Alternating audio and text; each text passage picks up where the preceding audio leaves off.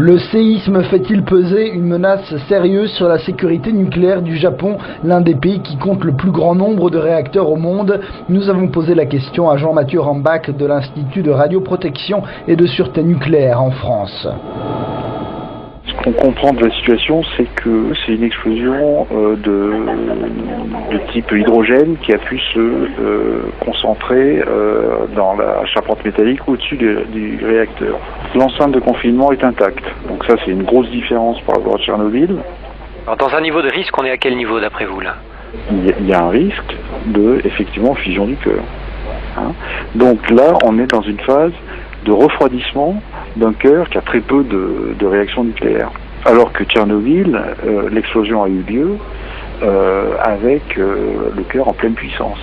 Et est-ce qu'on est quand même aujourd'hui face à un accident très grave à l'échelle mondiale? On est en face d'un accident majeur, du même ordre, en tout cas potentiellement que Tchernobyl. Bon, il y a des éléments inquiétants, c'est-à-dire production d'hydrogène. Et par contre, l'élément plutôt positif, c'est qu'apparemment l'enceinte de confinement est toujours fonctionnelle.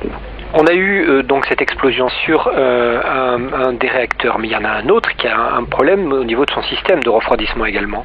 Alors, il y en a un autre, effectivement, et là, on a peu d'informations. On essaye d'en avoir, mais on a peu d'informations. Il n'y a pas de communication des autorités japonaises? Non, on n'a pas d'informations. Vous en connaissez la raison? Non. Version optimiste, c'est qu'il n'y a pas grand-chose à en dire. Version pessimiste, ils cachent quelque chose, mais je pense pas qu'ils en soient là maintenant. Est-ce que l'arrêt on en est à 4 centrales là, risque d'affecter durablement et profondément la production d'électricité sur l'île? Oui, bien sûr. Je pense que sur quelques années, ça va être difficile pour eux. Oui. La centrale nucléaire numéro 2 de Fukushima, filmée lors d'une secousse ce matin. Automatiquement, ces réacteurs se sont arrêtés, de même que dans la centrale numéro 1, située dans le même complexe. Quelques heures plus tard, les deux centrales déclarent un niveau d'alerte élevé. Pas de fuite radioactive selon l'exploitant, mais dans la centrale numéro 1, les eaux de refroidissement ont baissé de manière inquiétante. Du coup, les autorités ordonnent l'évacuation de 6000 habitants dans un rayon de 3 km autour du site. Des militaires japonais en tenue de protection sont dépêchés sur place. Depuis, la situation aurait été rétablie, selon la compagnie exploitante, grâce à l'arrivée d'un camion équipé du matériel adéquat. Enfin, une autre centrale, celle d'Onogawa, déclare aussi un retour à la normale après un incendie. Néanmoins, ces déclarations rassurantes sont à prendre avec prudence. En 2007, un séisme avait endommagé la centrale la plus puissante de l'archipel. Les autorités avaient d'abord nié l'existence de fuites avant d'être obligées de reconnaître que de la radioactivité s'était bien échappée dans la mer. A second hydrogen explosion occurred at a beleaguered nuclear power plant in Fukushima Prefecture in Japan on Monday. 6 people were reported injured in the blast that happened at reactor number 3 at the Tokyo Electric Power Company, or TEPCO. A similar blast occurred at the plant's number 1 reactor on Saturday. After attempting to cool the reactor from that blast, officials had warned that an additional explosion was possible because of a hydrogen buildup inside the area that houses the reactor. Speaking to reporters, officials said repeatedly it was unlikely there would be any radiation leakage.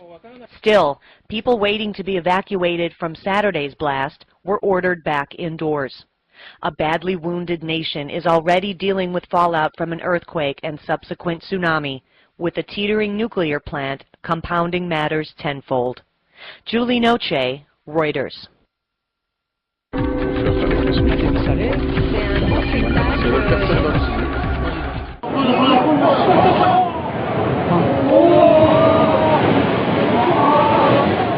Nous sommes à Miyako, dans le nord-est du pays.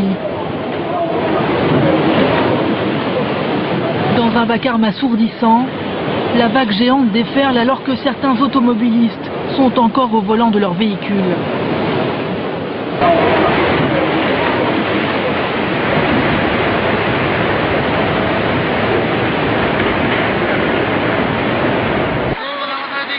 Deux jours après la catastrophe,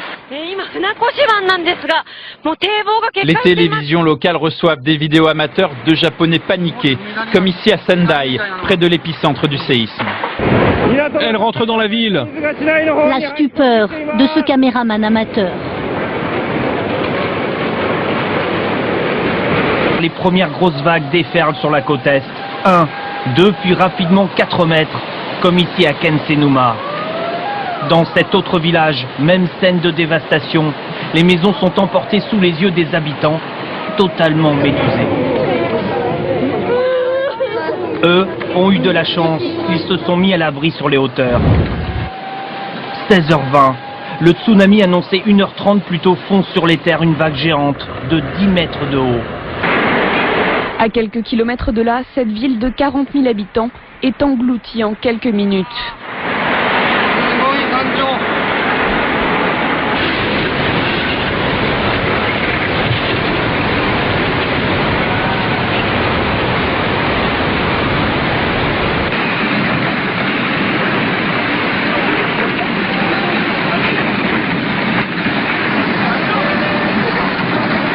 À Minami-Sanriku, ce car lutte presque à contre-courant sur une portion de route encore épargnée. Ce petit port inondé, c'est aujourd'hui la ville aux 10 000 disparus. Plus de la moitié des habitants sont introuvables.